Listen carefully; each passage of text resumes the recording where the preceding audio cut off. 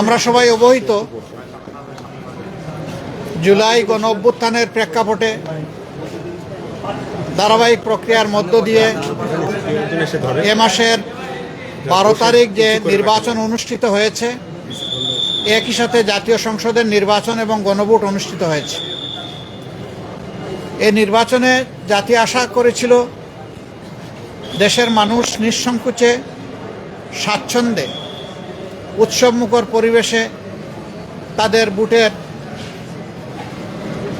আমানতটাকে তারা প্রয়োগ করবে। দুঃখের বিষয় যে এটা পুরোপুরি প্রত্যাশা পূরণ হয়নি। বেশ কিছু জায়গায় অনেক সমস্যা হয়েছে, আপনারা জানেন, ওইদিকে আজকে আমরা যাচ্ছি না। আজকে ছিল নির্বাচিত জনপ্রতিনিধিদের শপথের দিন।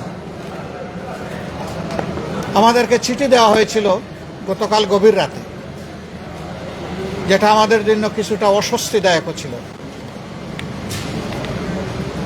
তারপরে আমাদের নাগরিক দায়িত্ব হিসাবে দেশবাসীর প্রতি সম্মান রেখে আমরা এসেছিলাম শপথ নিতে।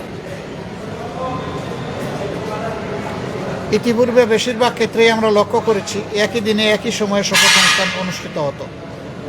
এবারে বোধহয় আপনারা তার ব্যতিক্রম লক্ষ্য করেছেন। সরকারি দল আমাদের আগে তারা শপথ নিয়েছেন। আমাদেরকে সংসদ সচিবালয় থেকে যে পত্র বা চিঠি দাওয়াতনামা দেওয়া হয়েছিল, সেখানে 2টি শপথের কথা উল্লেখ ছিল। বলা হয়েছিল সংসদ সদস্য হিসাবে আমরা প্রথমে শপথ নিব, একটা সাদা ফর্ম আমাদেরকে বিলি করা হবে, প্রয়োজনীয় লেখাজোখা শেষ করে আমরা সেটা জমা দেব। আরেকটা শপথ হবে জুলাই চার্টার এবং গণভোটের যে প্রজ্ঞাপন হয়েছিল তার ভিত্তিতে সেই শপথটা গণভোটের শপথ, সংস্কারের শপথ। এইখানে সংস্কার পরিষদ সদস্য হিসাবে আমরা আরেকটা শপথ নেব। আমরা হলে প্রবেশ করার পরে সংসদ সচিব আমাদেরকে জিজ্ঞেস করলেন যে স্যার, সকালবেলা সরকারি দল তারা শপথ নিয়েছেন, তারা শুধু সংসদ সদস্য হিসাবে শপথ নিয়েছেন, আপনারা কি করবেন? আমরা তখন বললাম যে আমরা 2টিরই শপথ নিতে এখানে এসেছি। আমাদের তো গভীর রাতে আপনারা দাওয়াতনামা পাঠিয়েছেন, তারপরে আমাদের কোনো কনসার্ন থাকলে আগেই আমরা জানাতাম। আমরা কেন 2টা শপথ নিলাম, ওনারা কেন একটা নিলেন? ওনারা কেন নিলেন তার ব্যাখ্যা ওনারা দিয়েছেন। আমরা যে ব্যাখ্যাটা দিতে চাই, আমরা মনে করি যে 26-এ কোনো নির্বাচন হওয়ার কথাই ছিল না। এই 26 সালের নির্বাচনটা হয়েছে 24-এর গণ অভ্যুত্থানের কারণে। আমরা গভীর শ্রদ্ধার সাথে যাদের কারণে আজকের এই নির্বাচন, আজকের এই সংসদ, আমি তাদেরকে স্মরণ করছি, যারা জীবন দিয়ে দুনিয়া থেকে বিদায় নিয়েছেন। আল্লাহ তাদেরকে শহীদ হিসাবে কবুল করুন। যারা লড়াই করে আহত হয়েছেন, পঙ্গু হয়েছেন, তাদের প্রতি আমাদের গভীর সমবেদনা। আল্লাহ তাআলা তাদেরকে সুস্থতার নিয়ামত দান করুন।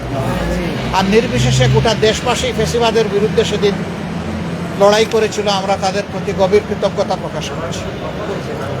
সম্মানিত সাংবাদিক বন্ধুগণ, আমরা আজকে হয়তো শপথ নিতে ভিন্ন চিন্তা করতে পারতাম, কারণ জুলাইয়ের আকাঙ্ক্ষা এবং গণভোটের রায়, এই 2টার প্রতি সম্মান দেখানো রাজনৈতিক দল হিসাবে আমাদের পবিত্র দায়িত্ব আমরা গণ্য করেছি।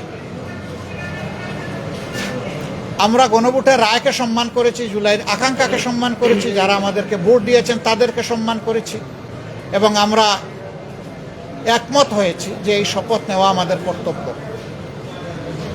তবে আমরা মনে করি সরকারি দল শপথ না নিয়ে তারা জুলাইকে উপেক্ষা এবং অবজ্ঞা করেছেন।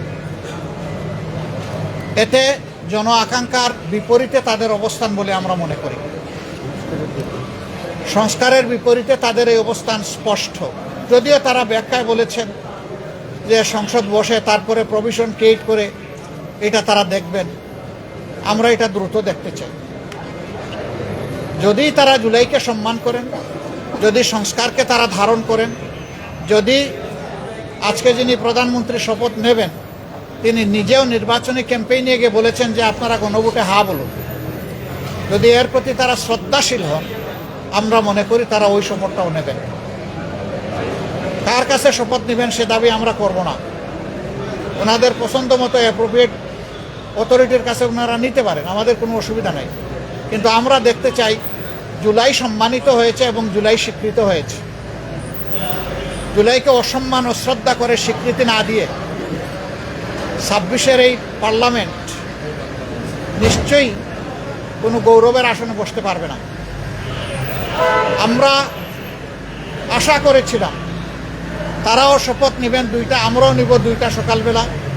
তারপরে তারা আমাদেরকে অথরিটির পক্ষ থেকে দাওয়াত করেছিলেন বিকালের অধিবেশনে, যেখানে মন্ত্রী পরিষদের শপথ হবে, সেখানে অংশগ্রহণ করার জন্য। আমরা প্রত্যেকে 3টা করে কার্ডও পেয়েছিলাম, মানসিক প্রস্তুতি আমাদের ছিল, কিন্তু আমরা এসে ধাক্কা খেয়েছি।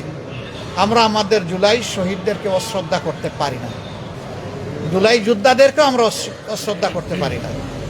যার কারণে আমাদের শত ইচ্ছা থাকা সত্ত্বেও বিকালের এই শপথ অনুষ্ঠানে আমরা যে অংশগ্রহণ করতে পারলাম না, আমাদের একটা আফসোসের জায়গা থেকে গেল। আমরা স্বাচ্ছন্দ্যে যেতে পারতাম যদি আমাদের মতো তারাও 2টা শপথ নিতেন, তাহলে আমাদের কোনো ধরনের কোনো আপত্তির জায়গা থাকতো না।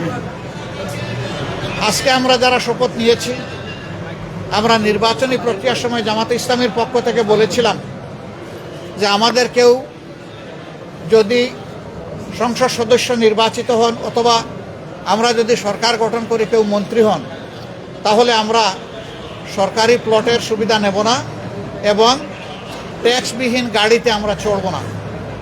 আমরা আজকে আবার পুনর্ব্যক্ত করছি, আমাদের এই সিদ্ধান্তে আমরা অবিচল এবং অটল। আমরা এটা নিব না, এই সুবিধা।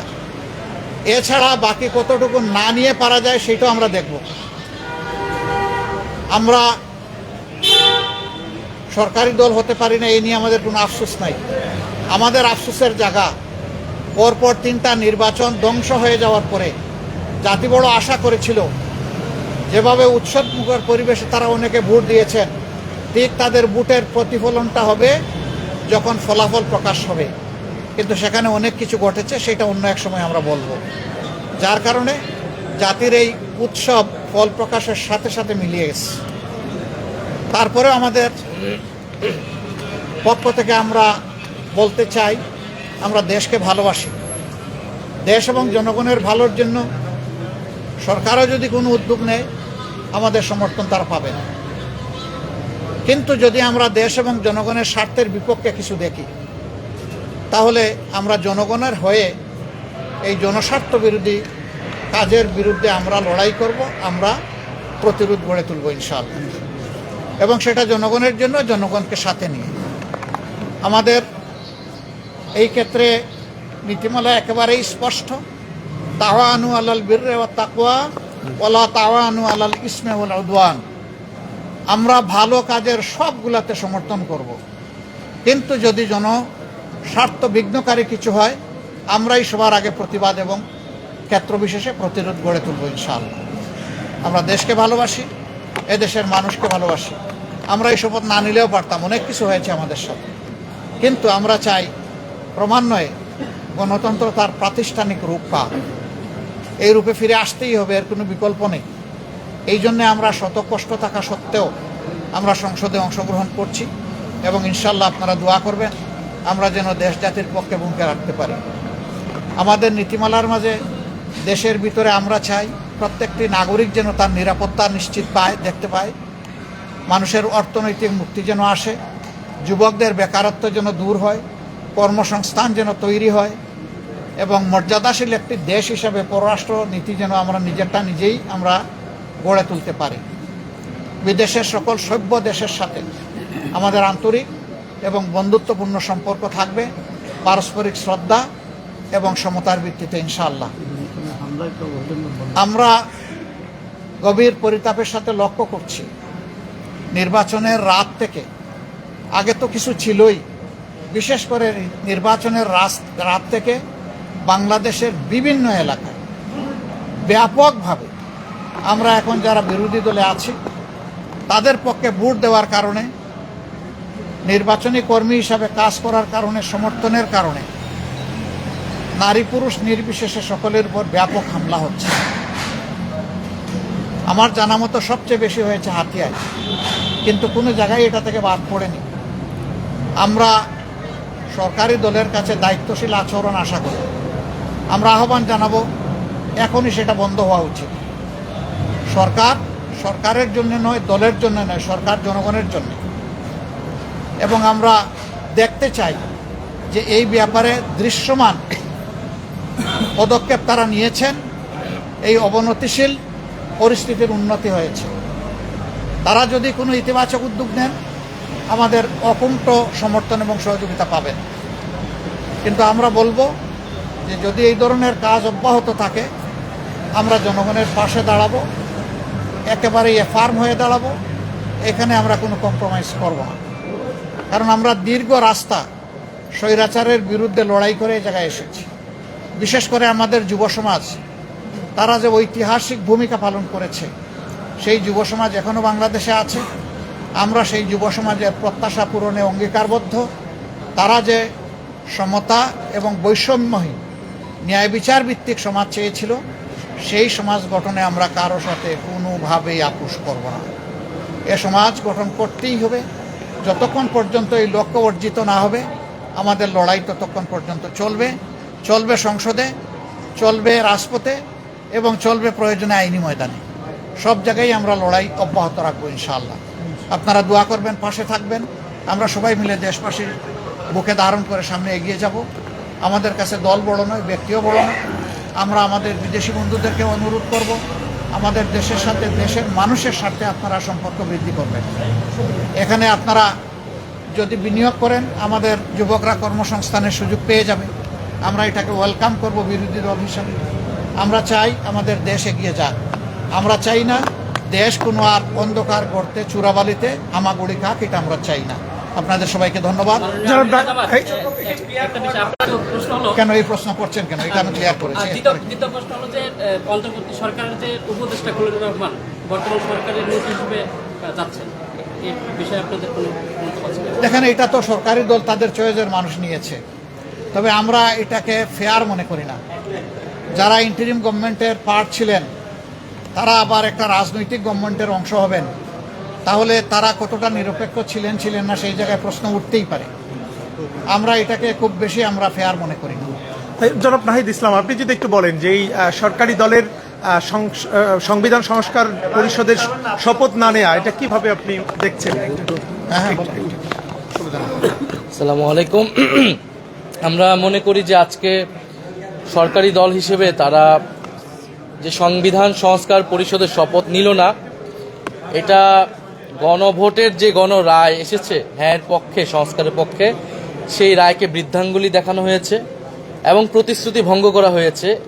সরকার গঠনের প্রথম দিনই যারা প্রতিশ্রুতি ভঙ্গ করলো, তাদের কাছ থেকে এই দেশ জাতি বা আমরা কি আশা করব, সেটা সবার মনেই প্রশ্ন তৈরি হয়েছে। এবং এটা শুধু রাজনৈতিক প্রতিশ্রুতি ভঙ্গ নয়, এটা কিন্তু আইনি সংকট এবং জটিলতা তৈরি করেছে। কারণ গণভোট যেই আদেশের ভিত্তিতে হয়েছে, যে জুলাই জাতীয় সনদ ব্র্যাকেটে সংবিধান সংস্কার বাস্তবায়ন যে আদেশ, সেই আদেশে সুস্পষ্টভাবে লেখা আছে যে জনগণের যে সার্বভৌম অভিপ্রায় জুলাই গণঅভ্যুত্থানে হয়েছিল, যার ভিত্তিতে সংস্কারের আকাঙ্ক্ষা, সে অনুযায়ী গণভোট হচ্ছে এবং গণভোটের যদি হ্যাঁ পক্ষে রায় আসে, তাহলে শপথ হবে একই অনুষ্ঠানে। সুস্পষ্টভাবে আদেশে লেখা আছে একই অনুষ্ঠানে নির্বাচিত যারা সংসদ সদস্য হবে, তারা সংস্কার যে সভা, সংস্কার পরিষদের সদস্য হিসেবে শপথ নেবেন এবং একই ব্যক্তির কাছেই তারা শপথ নেবেন এবং পরবর্তীতে কার্যক্রম আগাবে। ফলে আজকে যে তারা শপথ নিল না, এটা কিন্তু হ্যাঁ, তারা এটাতে সাইনও করেছে জুলাই সনদ, যার ভিত্তিতে হচ্ছে পরবর্তীতে আদেশ হয়েছে এবং এই আদেশটাকে কিন্তু তারা মেনে নিয়েছে। গণভোটকে তারা মেনে নিয়েছে, গণভোটে তারা অংশীদার ছিল। ফলে যেই ব্যাখ্যা তারা দিচ্ছে, এই ব্যাখ্যাটি একেবারেই গ্রহণযোগ্য নয়। কারণ গণভোট বলতেছে সংবিধানে নাই, গণভোট জিনিসটাই সংবিধানে ছিল না। গণভোটের বৈধতা হচ্ছে সেই আদেশ। ফলে সেই আদেশ সবাই মেনেই আমরা এই নির্বাচনে এবং গণভোটে অংশ নিয়েছি। ফলে এখানে একটা আইনি এবং সাংবিধানিক সংকটও তৈরি হলো। আমরা জানি না এটা কিভাবে মধ্যে শপথ পাঠ করে এই সংকটে